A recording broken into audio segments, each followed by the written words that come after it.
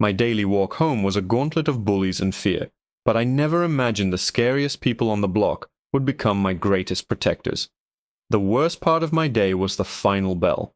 For most kids at Elm Street Elementary, that shrill ring was a signal of freedom. For me, it was a starting pistol for a race I never won. I was 11, small for my age, with glasses that always seemed to be crooked and a backpack that felt heavier than I was. The 5 blocks from the school doors to my front porch were my own personal gauntlet. It started a few months ago. A group of older kids, maybe 7th or 8th graders, decided I was their new favorite toy. At first it was just words. 4 Eyes. Bookworm. Look at her little pigtails, isn't she cute? The words were like pebbles. Annoying, but you could shake them off. Then the pebbles became rocks. They'd knock my books out of my arms, sending my homework scattering into puddles. They'd accidentally trip me. The ringleader was a girl with sharp eyes and a cruel smirk who they called Jessica. She was the worst. She never got her own hands dirty. She just directed the others with a flick of her wrist or a cold laugh. I tried telling my mom, but I couldn't find the right words. How do you explain the cold dread that fills your stomach when you see them lounging on the corner, waiting? How do you describe the feeling of being completely and utterly powerless? She just saw a quiet daughter who was a little more withdrawn than usual. She'd hug me and say, "School's tough sometimes, sweetie, but you're tougher." I wasn't, so I changed my route. I started taking the long way home, down Oak Avenue. It added 15 minutes to my walk, but it was usually empty, except for the garage. It was an auto body shop called Grit and Iron. It always seemed to be surrounded by motorcycles, huge, loud machines that gleamed in the sun. And the men who rode them were just as intimidating.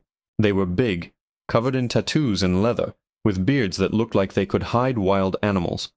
I always walked on the opposite side of the street, my eyes glued to the pavement, my heart hammering against my ribs like a trapped bird.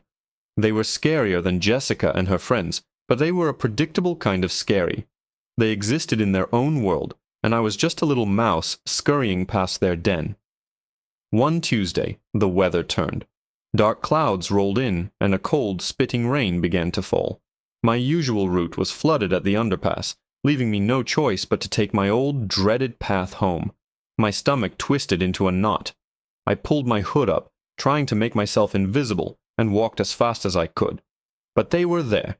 Jessica and her 2 cronies were huddled under the awning of the closed-down bakery. Right at the corner I had to turn. They saw me. Jessica's smirk spread across her face. "Well, well, look what the rain washed in," she called out. I put my head down and tried to hurry past, but one of the boys stepped into my path. "Where are you going in such a hurry, Bookworm? Don't you want to say hi?" My breath caught in my throat. My feet felt like they were glued to the wet concrete. This felt different. There was no one else on the street. It was just me and them, the rain ticking down like a bomb. "Leave me alone," I whispered, the words barely audible. Jessica laughed, a sound like scraping metal. "What was that? We can't hear you." They started to close in, a tight little triangle of menace. I backed away, my backpack hitting a lamppost. I was trapped. Panic, cold and sharp, flooded my senses. My eyes darted around, looking for any escape, any help. And then I saw him. Across the street, just outside the Grit and Iron garage, one of the bikers was straddling his enormous motorcycle, wiping it down with a rag. He was huge, the biggest of them all. He wore a leather vest with no shirt underneath, and his arms were a swirling canvas of colorful, intricate tattoos. He had a long braided beard and a bandana tied around his head. He looked like a Viking, a mountain of a man who could probably crush a car with his bare hands. He was everything I was supposed to be afraid of. But in that moment, seeing Jessica's cruel smile and the hungry look in her friend's eyes, the biker across the street didn't seem like a monster. He seemed like a different kind of power.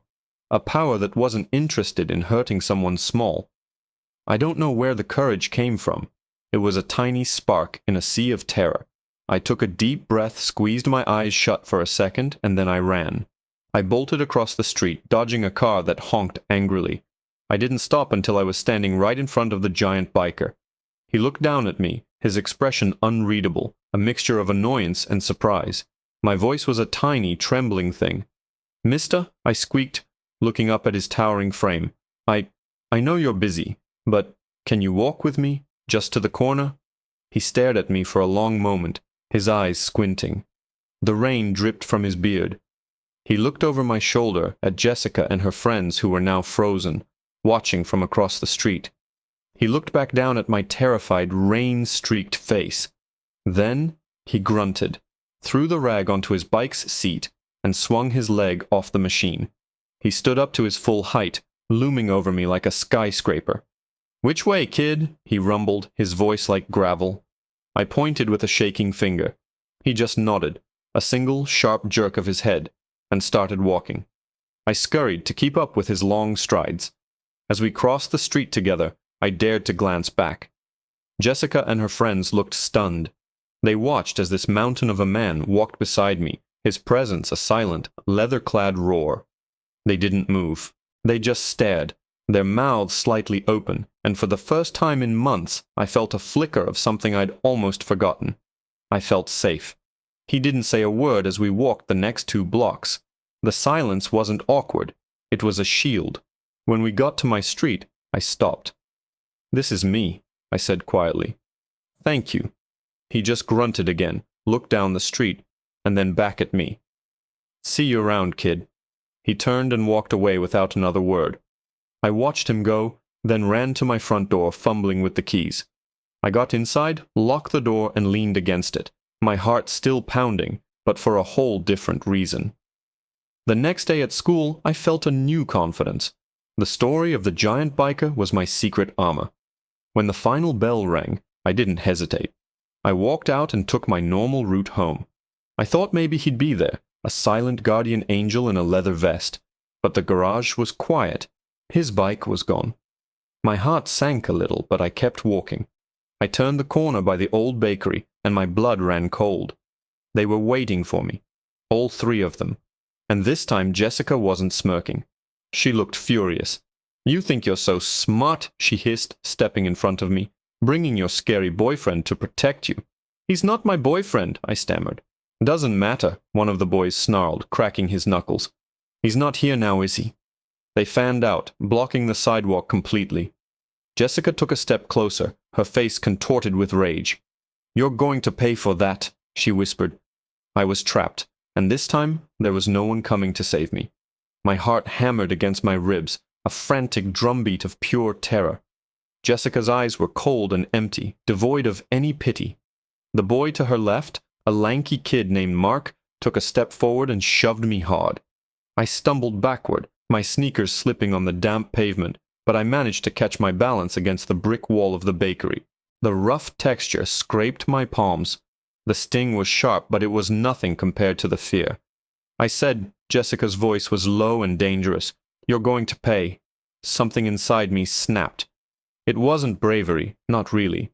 It was the frantic desperation of a cornered animal. I had tasted safety yesterday, just for a few minutes, and the memory of it was a fire in my veins. I wasn't going to just stand here and let them extinguish it. I pushed myself off the wall, my chin trembling, but I held her gaze. "Leave. Me. Alone," I said. The words came out shaky, but they were clear. For the first time, I wasn't whispering. Jessica's face twisted in disbelief, then hardened into a mask of fury. "Oh, you found your voice now. You think you're tough because you got some big, ugly biker to walk you home?" She lunged forward and grabbed the strap of my backpack. "Let's see what's so important in here," I cried out, and clutched my bag with all my might. It was a stupid, instinctual reaction. My books, my half-finished drawing of a horse, my lunchbox with my name on it. It felt like she was trying to rip my entire world away from me. We were locked in a tug-of-war, my small frame against her surprising strength. Mark and the other boy were laughing, circling us like vultures. And then I felt it. It started in the soles of my shoes. A faint, deep vibration, like a distant train. It was a hum so low it was almost subliminal. I barely noticed it at first. My entire being was focused on the struggle for my backpack. But it grew, steadily, insistently. The vibration crept up my legs.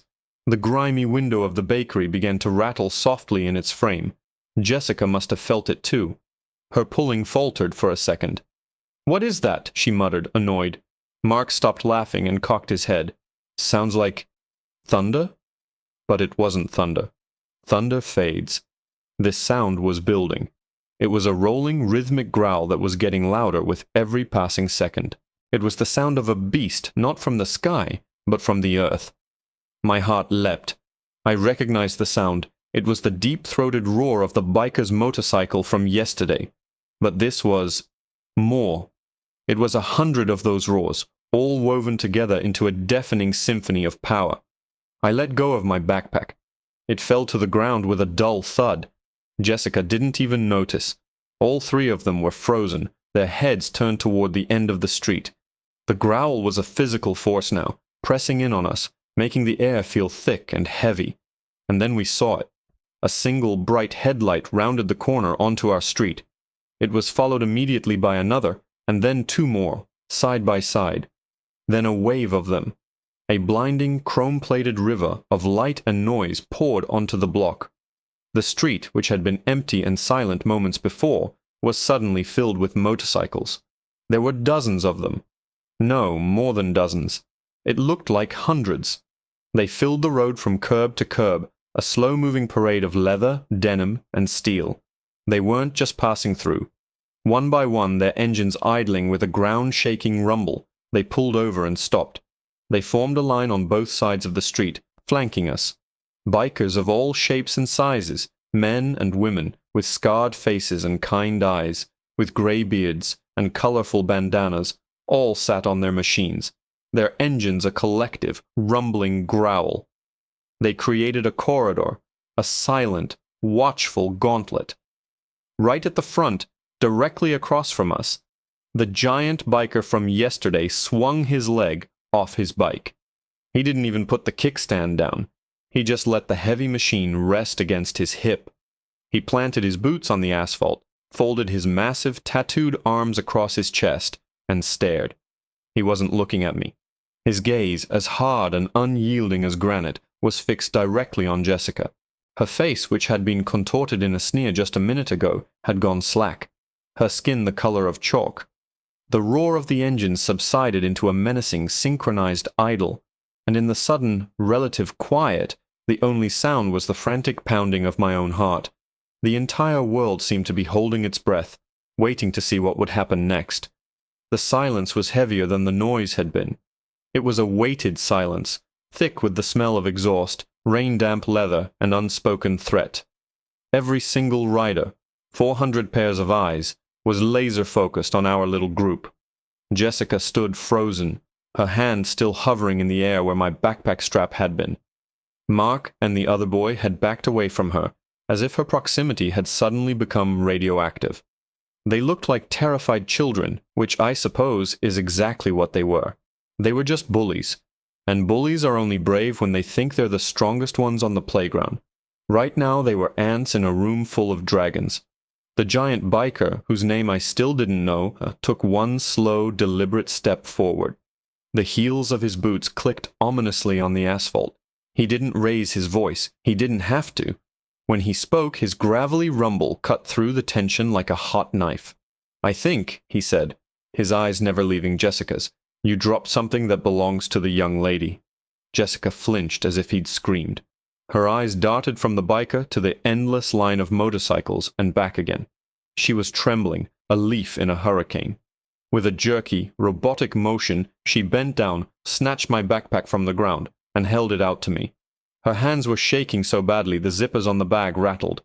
I took it from her, clutching it to my chest like a shield. "Now," the biker continued, his voice still low and steady, "a controlled earthquake. We've had some reports of kids getting bothered on this route. We don't like that. This is our town too. We believe kids should be able to walk home from school without feeling scared." He paused, letting the words hang in the air. "So this is how it's going to be. From now on, you three are going to find a different way to entertain yourselves. This route," he gestured with his chin down the length of the street, "is off limits to you. And this young lady," he finally looked at me, and for the first time I saw a glimmer of something soft in his hard eyes. is under our protection. Is that understood?" Jessica could only manage a frantic, terrified nod. The boys behind her were nodding so hard their heads looked like they were going to fall off. "I didn't hear you," the biker rumbled. Yes, sir," Jessica squeaked, her voice cracking. "We understand. We're sorry. We won't ever do it again." He stared at them for another long, silent moment, a final unspoken warning. Then he turned his gaze to me. "Kid, you need an escort home?" I looked at him, standing there like a guardian from some ancient myth, and then at the incredible, impossible army he had summoned. A tear I hadn't even realized was forming slipped down my cheek. I shook my head, my throat too tight to speak. He gave a slight nod, seemingly satisfied. He turned back to Jessica. "Go, and don't let me see your faces around here again." They didn't need to be told twice. They scrambled away, practically tripping over each other in their haste to disappear around the corner. They ran as if their lives depended on it. When they were gone, the biker turned and looked out at the sea of riders. He raised a single, leather-gloved hand. In perfect rumbling unison, 400 engines roared back to life. It was the most beautiful, powerful sound I had ever heard. It wasn't angry anymore. It was a triumphant chorus. It was the sound of safety, the sound of friendship. One by one, the bikes began to pull away, peeling off in twos and threes, a rolling tide of chrome and steel heading back to wherever they had come from. The giant biker walked back to his machine and swung his leg over it. He looked at me one last time. "What's your name, kid?" he asked. "Lily," I said, finally finding my voice. "I'm Patches," he said, tapping a sewn-on patch on his vest that I hadn't noticed before. It read BACA, Bikers Against Child Abuse. You see any of us around, you give a wave. You ever have trouble again, you come find us. You know where we are. I nodded, my eyes wide. "Thank you, Patches. Thank you all." He just grunted, a sound that I now understood meant something like, "You're welcome." He revved his engine, gave me a final nod, and then he was gone, joining the last of the roaring stream of motorcycles disappearing down the street. I stood alone on the sidewalk, the sudden silence ringing in my ears. The air still smelled like gasoline and freedom. I looked down the empty street, then at my house just a block away. For the first time, it didn't feel like the end of a terrifying race.